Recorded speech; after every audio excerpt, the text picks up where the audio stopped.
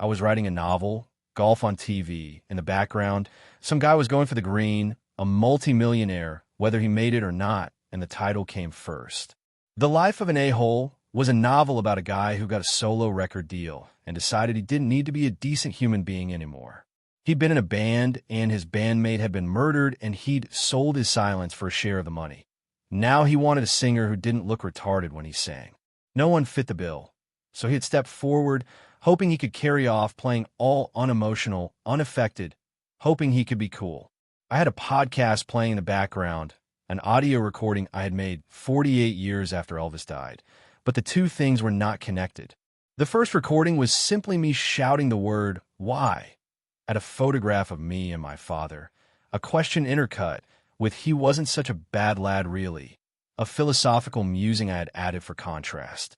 I was an infant in the photo, my father having lifted me on his back, my brother hose palming a baseball, both my sisters crying, an attempt to pull focus. Both my father and I were smiling in the photo. We both looked happy, but I couldn't be bothered to dig into how or why it all went wrong because it was boring. I let the audio play on a loop for an hour and stared into my coffee cup. I never want to be a guy who just wanders around. I never want to be without purpose, I told myself. And didn't most of the world's problems originate from unchecked power?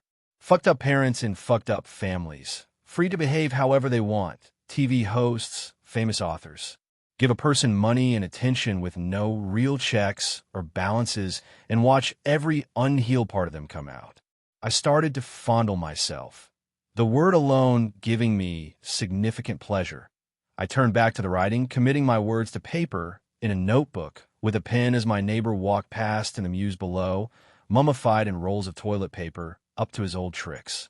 I watched him shuffle along the cobbles until he disappeared and went back to writing a super rich Rockstar douchebag.